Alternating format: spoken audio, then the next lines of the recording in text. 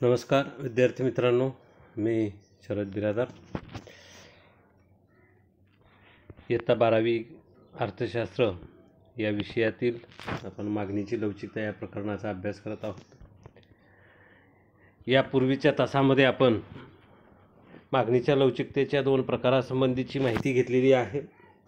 मागणीची उत्पन्न लवचिकता आणि मागणीची छेदक किंवा तिरकस लवचिकता या दोन संकल्पना आपण अभ्यासलेल्या आहेत. आज आपण मागणीची किंमत लवचिकता या घटकाचा अभ्यास करणार आहोत. आपणा सर्वांना माहितीच आहे की किंमत आणि मागणी यांच्यामध्ये अत्यंत जवळचा संबंध आहे.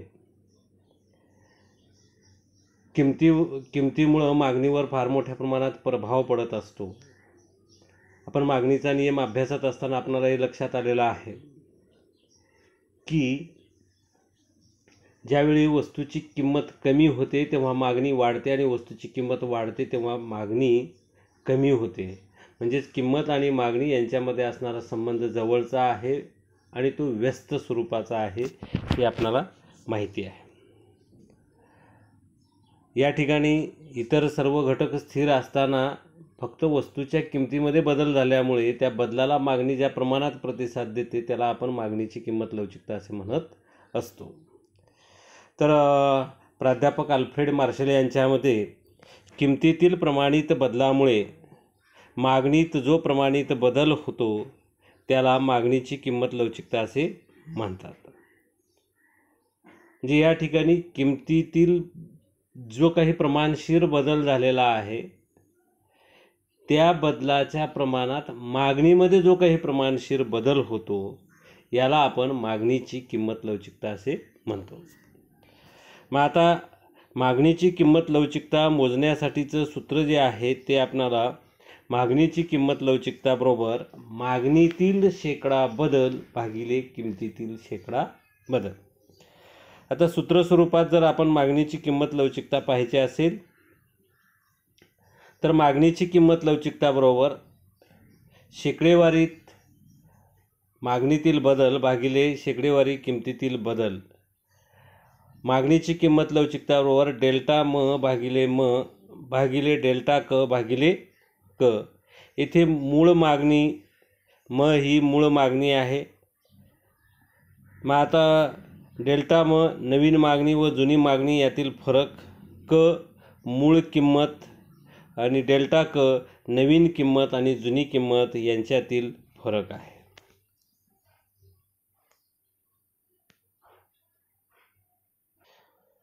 तर आपण मागणी आणि किंमत यांच्यामध्ये जो काही संबंध आहे त्या संबंधीची माहिती घेतलेली आहे.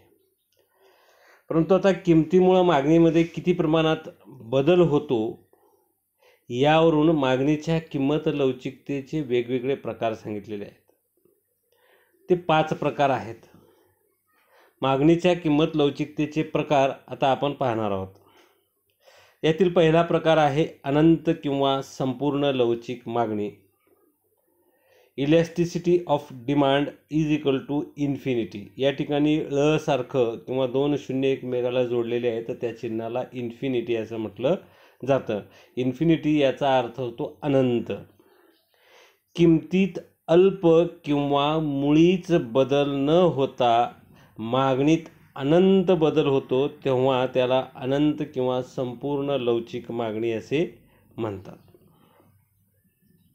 म्हणजे या ठिकाणी काय आहे की किंमत बदलली तर ती फार अल्पशी बदलते पण त्यामुळे मागणीमध्ये अत्यंत मोठ्या प्रमाणात वाढ होते किंवा घट होते म्हणजे बदल होतो. याला आपण मागणीची अनंत किंवा संपूर्ण लवचिकता असे म्हणतो. आता उदाहरण द्यायचं झालं तर सोन्याच्या किमतीत बदल न होता मागणी मात्र सतत वाढत असते. हे एक उदाहरण देता येईल. आता मागणीची किंमत लवचिकता बरोबर मागणीतील शेकडा बदल भागिले किमतीतील शेकडा बदल इज इक्वल टू इन्फिनिटी. हे मागणीच्या किंमत लवचिकतेचा जो पहिला प्रकार आहे अनंत मागणी किंवा संपूर्ण लवचिक मागणी त्याच्यासाठीचं हे सूत्र आपण घेतलेलं आहे. आता या ठिकाणी संपूर्ण लवचिक मागणी वक्राची आकृती आपणाला अभ्यासायची आहे. तर या ठिकाणी अक्ष अक्षावर आपण मागणी घेतलेली आहे, अय अक्षावर किंमत घेतलेली आहे आणि क ही किंमत आहे. त्या किंमतीला म हा मागणी वक्र आहे. या ठिकाणी किंमतीमध्ये कुठल्याही प्रकारचा बदल न होता मागणीमध्ये मात्र वाढ झाल्याचे आपल्याला दिसून येते.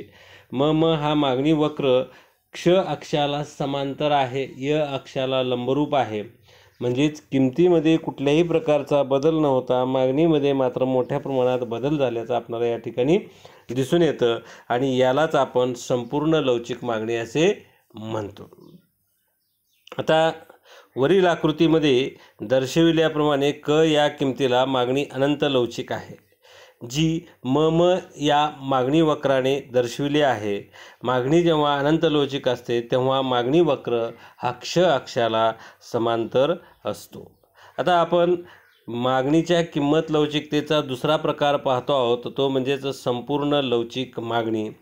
या ठिकाणी elasticity of demand is equal to 0. संपूर्ण अलवचिक मागणी, संपूर्ण लवचिक मागणी किंवा अनंत लवचिक मागणी मागे पाहिलेली आहे.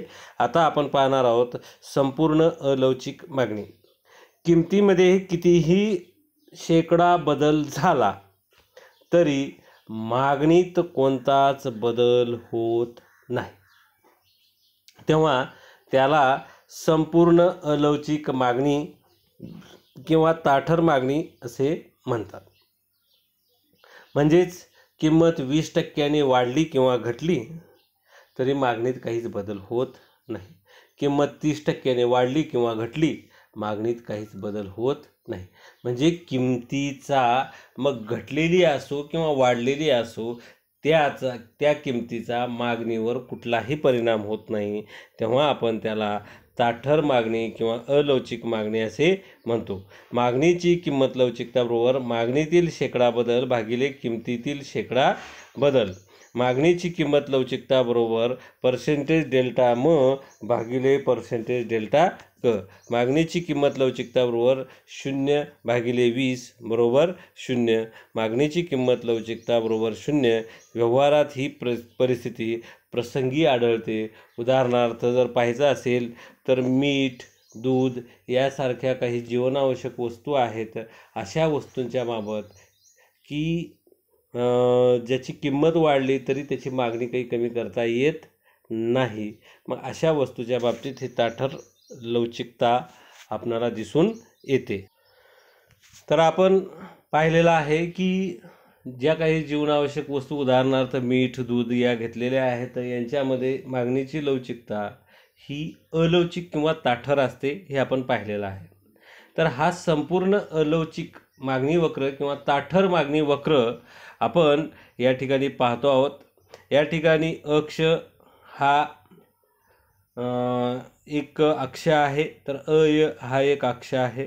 अक्ष अक्षावर मागणी घेतलेली आहे, तर य अक्षावर आपण किंमत घेतलेली आहे. या ठिकाणी य अक्षावर किंमतीमध्ये क ही मूळ किंमत आहे, क1 ही किंमतीमध्ये घट झालेलं दर्शविते, तर क2 ही किंमतीमध्ये झालेली वाढ दर्शविते.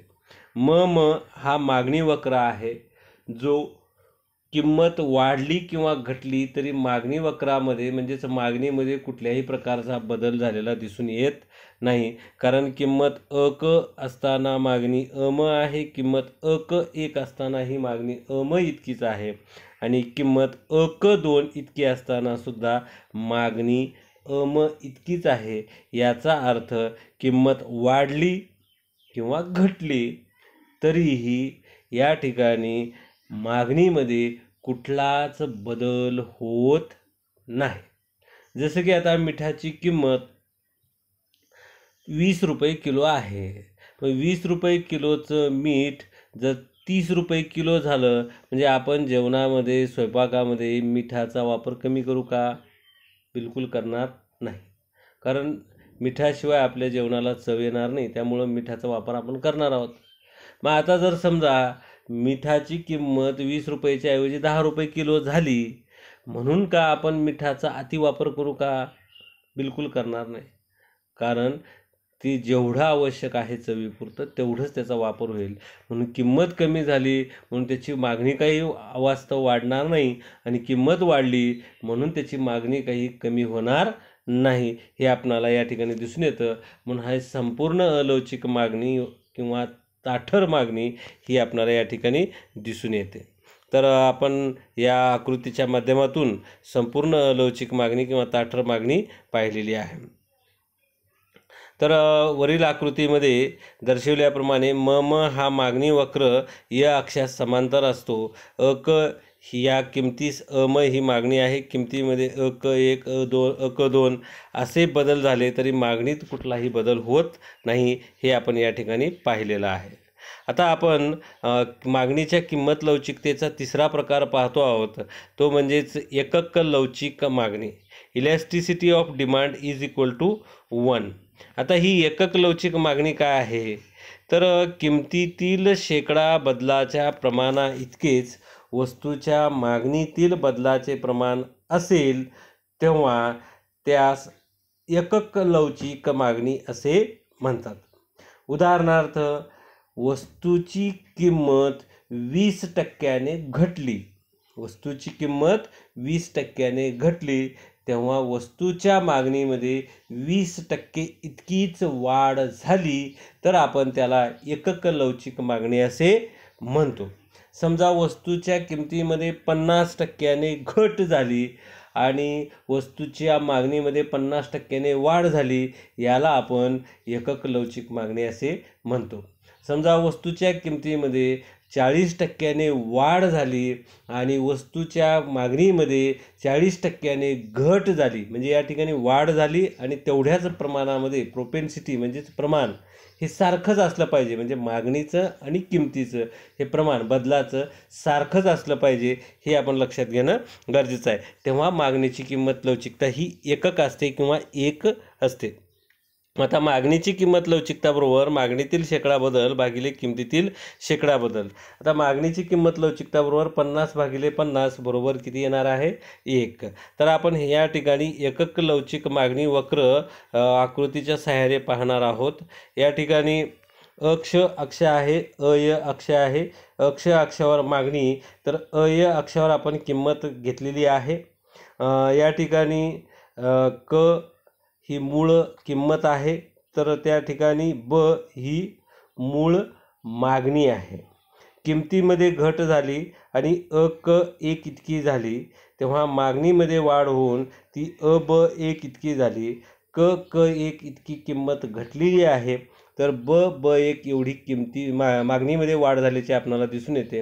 म्हणजे किमतीत जेवढ्या प्रमाणात घट झालेली आहे तेवढ्याच प्रमाणात मागणीमध्ये वाढ झाल्याचं आपल्याला या ठिकाणी दिसून येतं. म हा मागणी वक्र या ठिकाणी आपल्याला दिसून येतो. म्हणजेच मागणीची किंमत लवचिकता ही या ठिकाणी 1 असल्याचे आपल्याला दिसून येते. म्हणून elasticity of demand is equal to 1 हे आपल्याला दिसून येतं. तर आकृतीमध्ये दर्शविल्याप्रमाणे क1 हा मागणी वक्र किमतीतील बदल, तर ब1 हा मागणीतील बदल आहे. हे दोन्हीही बदल एकसारखे असल्याने म हा मागणी वक्र एकक लवचिक मागणी दर्शवितो व तो आयताकृती परिवलयाचा असतो, हे आपण या ठिकाणी. तर वरील आकृतीमध्ये आपण ते हा जो वक्र आहे मागणी वक्र वलयाकार असल्याचा आपल्याला दिसून आलेला आहे. आता आपण मागणीच्या किंमत लवचिकतेचा चौथा प्रकार म्हणजेच जास्त लवचिक मागणी, elasticity of demand is greater than 1, म्हणजेच 1 पेक्षा जास्त लवचिक मागणी. आता या ठिकाणी काय होणार आहे, तर किमतीतील शेकडा बदलाच्या प्रमाणापेक्षा जेव्हा मागणीतील बदलाचे प्रमाण हे जास्त असते तेव्हा त्यास जास्त लवचिक मागणी असे म्हणतात. म्हणजेच काय, समजा किमतीमध्ये 10% इतकी घट झाली. किती टक्के, 10%. किमतीमध्ये 10% घट झाली आणि मागणीमध्ये मात्र 30% वाढ झाली. किती टक्क्यानं वाढ झाली, 30%. मग इथली घट 10%, मागणीतली घट 30%. याचा अर्थ या ठिकाणी मागणी जास्त लवचिक आहे. समजा किमतीमध्ये वाढ 20% झाली. किती टक्क्याने झाली? 20%. आणि मागणीमध्ये घट ही 50% झाली. तर या ठिकाणी सुद्धा आपल्याला जास्त लवचिक मागणी दिसून येते, कारण किमतीतील बदलाच्या तुलनेने मागणीमध्ये होणाऱ्या बदलाचे प्रमाण हे जास्त असल्याचं आपल्याला दिसून येतं. मागणीची किंमत लवचिकता बरोबर मागणीतील शेकडा बदल भागिले किमतीतील शेकडा बदल. मागणीची किंमत लवचिकता बरोबर 100 भागिले 50 बरोबर 2. 2 ही संख्या 1 पेक्षा जास्त आहे, म्हणून याला आपण मागणीची लवचिकता एकापेक्षा जास्त किंवा जास्त लवचिक मागणी असे आपण म्हणतो. Elasticity of demand is greater than 1. तर आपण या ठिकाणी जास्त लवचिक मागणी वक्र पाहतो आहोत. तर हा जास्त लवचिक मागणी वक्र या ठिकाणी अक्षावर मागणी घेतलेली आहे, तर या अक्षावर किंमत घेतलेली आहे. या ठिकाणी मूळ किंमत क आहे आणि मूळ मागणी ब इतकी आहे. किमतीमध्ये घट झाली आणि ती क1 झाली, तेव्हा मागणीमध्ये वाढ होऊन ती ब1 इतकी झालेली आहे. मग किमतीतली घट क1 इतकी आहे, तर मागणीतील वाढ ही ब1 इतकी आहे. म्हणजेच किमतीतील घटीच्या तुलनेत मागणीमध्ये, म्हणजे या ठिकाणी किमतीच्या घटीच्या तुलनेत मागणीमध्ये होणारी वाढ ही जास्त आपल्याला दिसून येते. म्हणजेच elasticity of demand is greater than 1 हे आपल्याला या ठिकाणी दिसून येतं. तर वरील आकृतीमध्ये दर्शवल्याप्रमाणे ब हा मागणीतील बदल क1 या किमतीतील बदलाच्या प्रमाणापेक्षा जास्त आहे, त्यामुळे हा मागणी वक्र लवचिक मागणी दर्शवितो. या प्रकारात मागणी वक्र पसरट स्वरूपाचा असतो, किंवा जर आपण याला सरळ रेषेच्या रूपात जर काढलं तर त्यावेळेस मागणी वक्राचा उतार हा मंद स्वरूपाचा असतो. कसा असतो? मंद स्वरूपाचा असतो. आता आपण मागणीच्या किंमत लवचिकतेचा 5वा प्रकार पाहतो आहोत, आणि या 5व्या प्रकार म्हणजेच कमी लवचिक मागणी. Elasticity of demand is less than 1. जेव्हा किमतीतील शेकडा बदलाच्या प्रमाणापेक्षा मागणीतील बदलाचे प्रमाण कमी असते, तेव्हा त्याला कमी लवचिक मागणी असे म्हणतात. उदाहरणार्थ 50%ने घट झाल्यास मागणीत 25%ने वाढ होते. मग मागणीची किंमत लवचिकता बरोबर मागणीतील शेकडा बदल भागिले किमतीतील शेकडा बदल. मग आता या ठिकाणी आपण हे लक्षात घ्यायचं आहे की समजा किमतीमध्ये 50%ने घट झाली. किती टक्क्याने? 50%ने. त्या तुलनेने मागणीमध्ये जर फक्त 10%ने वाढ झाली, म्हणजे किंमत 50%ने कमी झाली आणि मागणी फक्त जर 10%ने वाढत असेल, तर त्या ठिकाणी मागणीची लवचिकता ही 1 पेक्षा कमी आहे. कारण किमतीतील बदलाचं प्रमाण जास्त आहे आणि मागणीतील बदलाचं प्रमाण हे कमी आहे, हे आपल्याला या ठिकाणी दिसून येतं. मग आता समजा अशा पद्धतीने आता इथं किमतीतील 50%ने घट झाली आणि मागणीमध्ये 25%ने वाढ झाली, तर या ठिकाणी आपण मागणीची किंमत लवचिकता 1 पेक्षा कमी आहे असे आपण म्हणतो. मागणीची किंमत लवचिकता बरोबर मागणीतील शेकडा बदल भागिले किमतीतील शेकडा बदल. मागणीची किंमत लवचिकता बरोबर 25 भागिले 50 बरोबर 0.5. 0.5 ही संख्या 1 पेक्षा लहान आहे, म्हणून आपण याला म्हणतो मागणीची किंमत लवचिकता 1 पेक्षा कमी. म्हणजे 0 ते 1 यांच्या दरम्यान मागणीची किंमत लवचिकता आपल्याला दिसून येते. आता आपण कमी लवचिक मागणी वक्र पाहणार आहोत. तर या ठिकाणी अक्षावर मागणी, तर अय अक्षावर किंमत घेतलेली आहे. या ठिकाणी क ही मूळ किंमत असताना ब इतकी मागणी आहे. या ठिकाणी किंमत क1 इतकी झाली असताना मागणी ही ब1 इतकी झालेली आहे. मग आता किमतीतील जी घट आहे ती घटीचं प्रमाण जास्त आहे आणि तुलनेनं मागणीतील वाढीचं प्रमाण कमी असल्याचं आपणाला दिसून येतं. आणि हा जो वक्र आहे हा वक्र तीव्र उताराचा वक्र आहे. कसा आहे? तीव्र उताराचा वक्र आहे. या ठिकाणी elasticity of demand is less than 1 म्हणजेच ती 1 पेक्षा कमी असल्याचं आपणाला दिसून येतं. तर आपण या ठिकाणी मागणीची किंमत लवचिकता 1 पेक्षा कमी पाहिलेली आहे. वरील आकृतीमध्ये दर्शवल्याप्रमाणे ब1 हा मागणीतील बदल क1 ह्या किमतीतील बदलापेक्षा कमी आहे, म्हणून म हा मागणी वक्र कमी लवचिक मागणी दर्शवितो. हा मागणी वक्र तीव्र उताराचा असतो. तर विद्यार्थी मित्रांनो, आपल्याला अभ्यास हा केवळ पुस्तकी असून चालणार नाही, तर आपण कुठंतरी प्रॅक्टिकली हे ज्ञान मिळवणं गरजेचं आहे. आणि त्यामुळं आपण मागणीची लवचिकता कशी असेल याची नोंद घेण्यासाठी सौंदर्य प्रसाधने, औषधे, शाळेचा गणवेश, एअर कंडिशनर्स, वातानुकूलित यंत्र अशी जे काही आपल्या घरामध्ये वापरल्या जाणाऱ्या वस्तू आहेत, अशा वस्तूंच्या बाबत आपण मागणीची लवचिकता शोधून काढायची. याच्यामुळं आपल्यामध्ये संशोधक वृत्ती वाढीस लागते, सोबतच आपला अभ्याससुद्धा वाढतो. म्हणून हा प्रयत्न आपण सर्वांनी घरी करून पाहायचा आहे. त्यासोबतच आपणाला हा तक्ता पण पूर्ण करायचा आहे. अनुक्रमांक, मागणीच्या लवचिकतेचे मूल्य, मागणीच्या लवचिकतेचे प्रकार आणि स्पष्टीकरण. या ठिकाणी 1 नंबर आहे, तिथं पहिला कॉलममध्ये रिकामी जागा आहे. दुसऱ्या कॉलममध्ये लवचिकतेचा प्रकार सांगितलेला आहे, संपूर्ण लवचिक मागणी, आणि स्पष्टीकरण दिलेलं आहे, किमतीतील शेकडा बदलाचा मागणीवर कोणताही परिणाम होत नाही.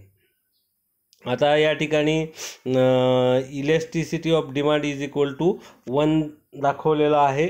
आता आपणाला काय करायचं आहे, लवचिकतेचा, मागणीच्या लवचिकतेचा हा प्रकार, किंमत लवचिकतेचा हा कोणता प्रकार आहे ते आपल्याला इथे लिहायचं आहे.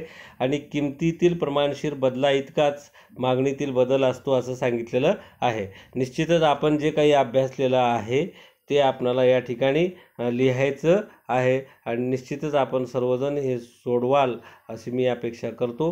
आणि आपण आजच्या तासाला इथंच थांबूया. पुन्हा भेटूया नवीन तासाला. तोपर्यंत नमस्कार, धन्यवाद.